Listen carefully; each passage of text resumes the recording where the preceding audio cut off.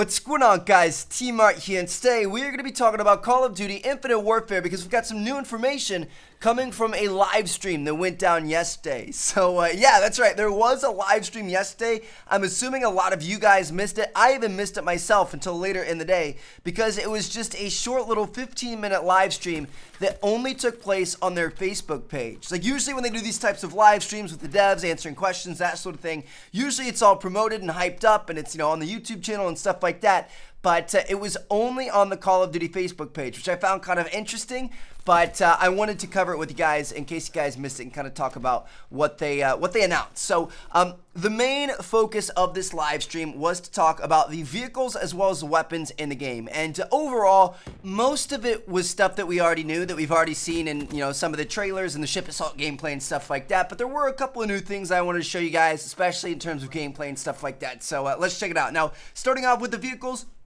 This is mostly stuff that we already knew. So they talked about some of the kind of like good guy vehicles, which are the Retribution, which is kind of like the big hero ship. Then you've got the Jackals, which are like the little fighter jets can go up into space. There's the Raven, which is kind of like a crew dropship. And then they talked about a couple of the enemy ships. One is going to be the Olympus Mons, which is an enormous ship. It completely dwarfs the Retribution. That's like the big bad guy ship. And it's almost like when they talk about it, I feel like it's like the Death Star. Like they say it's like this big ominous thing that has its own theme music and stuff like that, which sounds kind of cool. And they also talked about Skelters, which are kind of like the SDF enemy version of the Jackals. Now, moving on, let's talk about weapons. This is obviously what we're more interested in. Obviously, campaign's going to be awesome. I'm looking forward to it, but everybody here loves multiplayer, and weapons are something they're going to directly translate over to multiplayer. And they kind of talked about their whole outlook and kind of strategy when it comes to weapons in this game. And they said that this year with Call of Duty Infinite Warfare, it's going to be our largest cast of weapons that we've ever seen. So we're talking about hundreds and hundreds of weapons, which is exciting. They said that their core philosophy was that these weapons had to be believable and real. They wanted you to pick them up, and no matter what year you're in or how far out in space you are or whatever else, even though it's in the future, that doesn't mean it's going to be sci-fi. That doesn't mean it's going to be unrealistic. It's going to be believable and real. And obviously, that's very, very important. A lot of people aren't really too happy about moving to the future. So as long as they can kind of keep all of the assets and the creations to a realistic level, then it's not going to feel as futuristic, which is kind of nice. So it's kind of like what they're going for. They also talked about some of the new equipment that they've got in this game. They've got stuff like new spider grenades, anti-grav grenades, stuff like that. We've kind of seen some of that in the ship assault gameplay. We don't know if those are going to end up making it over to multiplayer. We'll have to wait and see.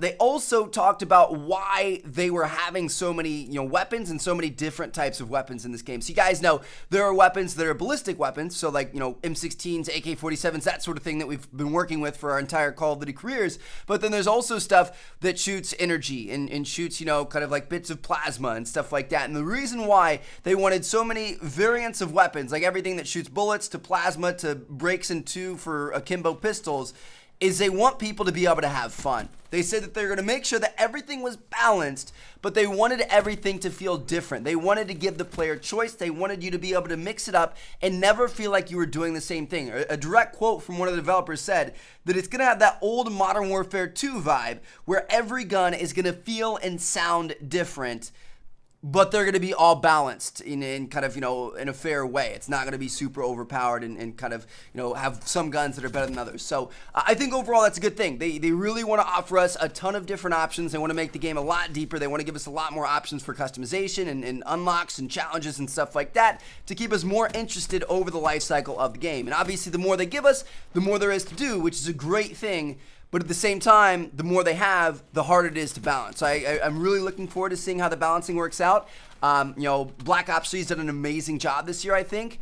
And we'll have to wait and see how IW does. But hopefully they can, set the bar right where Black Ops 3 was, maybe even a little bit higher. We'll have to wait and see. But obviously, that's kind of the goal that they have. Now, to end things off here, this actually really surprised me. So at the end of the live stream, they did a Q&A session where they took questions from the fans, and some were kind of, generic, normal, boring questions.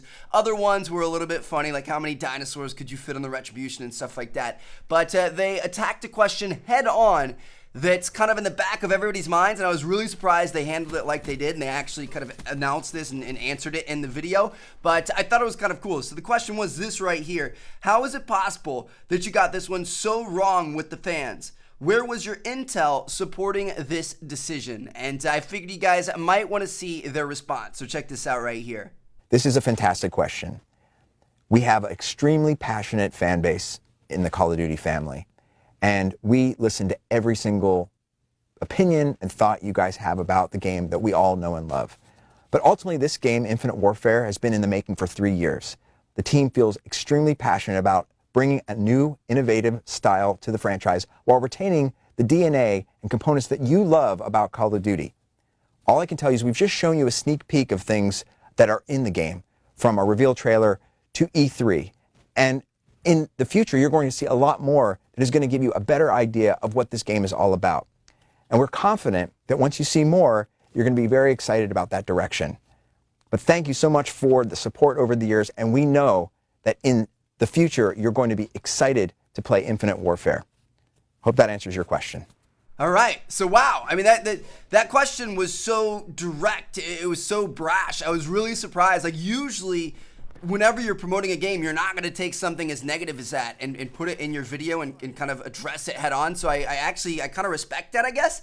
But to me, it sounds like they're very, very confident in their product. And they know that people are upset, and they've kind of accepted that. They know that they're going to have to fight to win back the community, and it sounds like it's a job that they're willing to take on, that they're looking forward to, and they're very, very confident in what they've created over the past 3 years, and they think that as they start to show more information, specifically on the multiplayer side of things, then people may start changing their tune a little bit, and I look forward to seeing what happens. Like I said, I've said it before, I would have preferred it to go back to the past personally, but I'm open to the idea of space, and I'm looking forward to seeing what they have to offer. So let me know what you guys think down in the comments. Thank you guys so much for watching. I'm going to catch you guys later. Make sure you guys check out these 2 videos you've seen yet. Thank you guys so much for being here. I truly appreciate it, and peace out.